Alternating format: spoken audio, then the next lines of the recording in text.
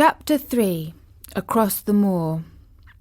Mrs. Medlock and Mary are now to travel by train across the north of England to reach Misselthwaite Manor in the Yorkshire moors.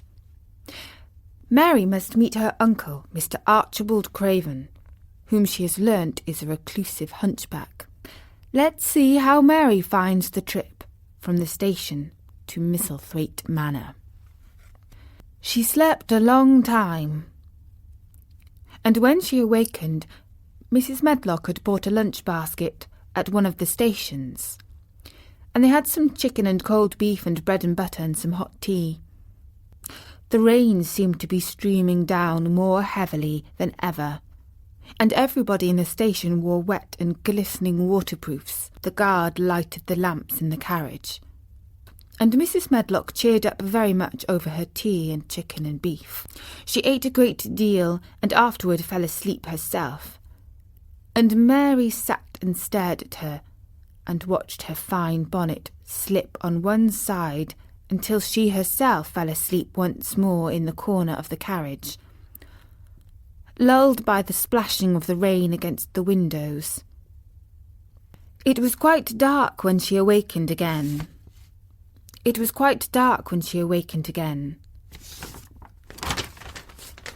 The train had stopped at a station, and Mrs. Medlock was shaking her. "You've had a sleep," she said. "It's time to open your eyes. We're at Thwaite Station, and we've got a long drive before us." Mary stood up and tried to keep her eyes open while Mrs. Medlock collected her parcels. The little girl did not offer to help her, because in India, native servants always picked up or carried things, and it seemed quite proper that other people should wait on one. The station was a small one, and nobody but themselves seemed to be getting out of the train. The station master spoke to Mrs. Medlock in a rough, good-natured way, pronouncing his words in a queer, broad fashion, which Mary found out afterward was Yorkshire. "I see thou's got back," he said, "and thou's brought our young thing with thee." "Ah, that's her," answered Mrs. Medlock, speaking with a Yorkshire accent herself, and jerking her head over her shoulder toward Mary. "How's thy missus?" "Well enough. The carriage is waiting outside for thee." A brougham stood on the road before the little outside platform. Mary saw that it was a smart carriage and that it was a smart footman who helped her in. His long waterproof coat and the waterproof covering of his hat were shining and dripping with rain, as everything was, the burly station master included. When he shut the door, he mounted the box with the coachman, and they drove off. The little girl found herself seated in a comfortably cushioned corner. But she was not inclined to go to sleep again. She sat and looked out of the window, curious to see something of the road over which she was being driven, to the queer place Mrs. Medlock had spoken of. She was not at all a timid child, and she was not exactly frightened, but she felt that there was no knowing what might happen in a house with 100 rooms nearly all shut up, a house standing on the edge of a moor. "What is a moor?" she said suddenly to Mrs. Medlock. "Look out of the window in about 10 minutes and you'll see," the woman answered. "We've got to drive 5 miles across Misselmoor before we get to the manor. You won't see much because it's a dark night, but you can see something." Mary asked no more questions, but waited in the darkness of her corner, keeping her eyes on the window. The carriage lamps cast rays of light a little distance ahead of them, and she caught glimpses of the things they passed. After they had left the station, they had driven through a tiny village, and she had seen whitewashed cottages and the lights of a public house. Then they had passed a church and a vicarage, and a little shop window or so in a cottage with toys and sweets, and odd things set out for sale. Then they were on the high road, and she saw hedges and trees. After that, there seemed nothing different for a long time, or at least it seemed a long time to her. At last the horses began to go more slowly, as if they were climbing uphill. And presently there seemed to be no more hedges and no more trees. She could see nothing, in fact, but a dense darkness on either side. She leaned forward and pressed her face against the window, just as the carriage gave a big jolt. "Eh, we're on the moor now, sure enough," said Mrs. Medlock. The carriage lamps shed a yellow light on a rough-looking road, which seemed to be cut through bushes and low-growing things, which ended in the great expanse of dark apparently set out before and around them.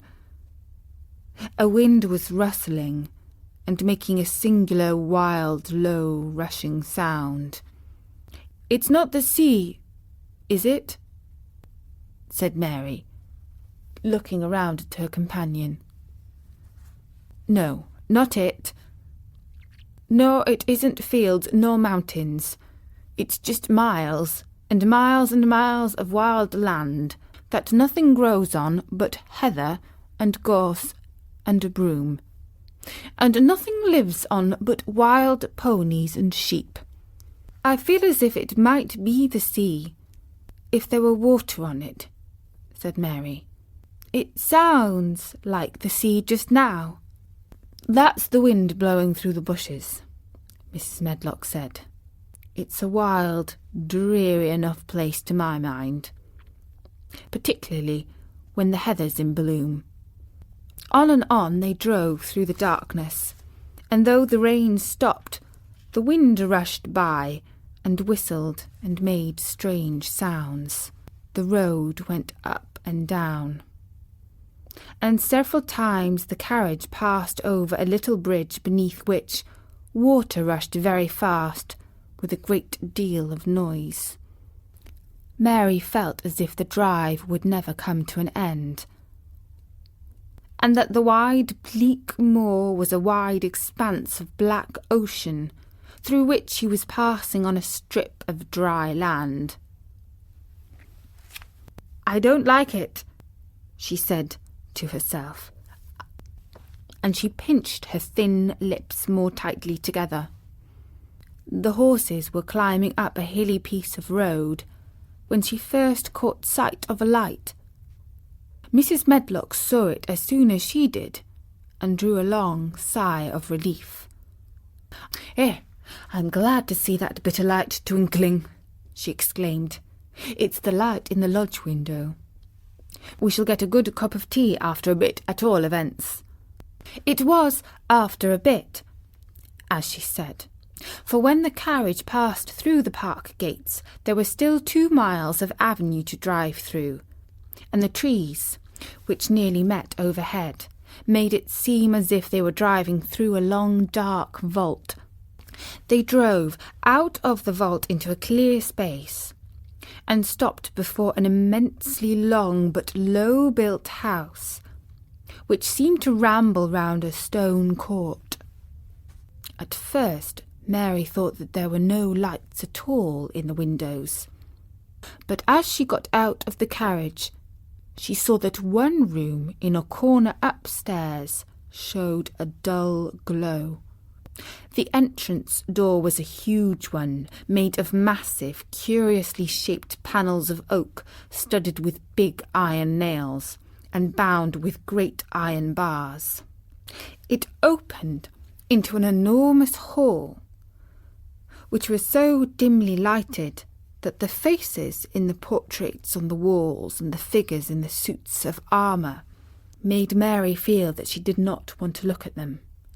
As she stood on the stone floor, she looked a very small, odd little black figure, and she felt as small and lost and odd as she looked. A neat, thin old man stood near the manservant, who opened the door for them. "You're to take her to her room," he said in a husky voice. "He doesn't want to see her. He's going to London in the morning." "Very well, Mr. Pitcher. So long as I know what's expected of me, I can manage."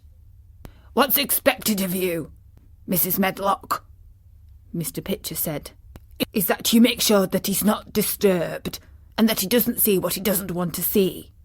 And then Mary Lennox was led up a broad staircase, and down a long corridor, and up a short flight of steps, and through another corridor, and another, until a door opened in a wall, and she found herself in a room with a fire in it and supper on a table. Mrs. Medlock said unceremoniously, "Well, here you are.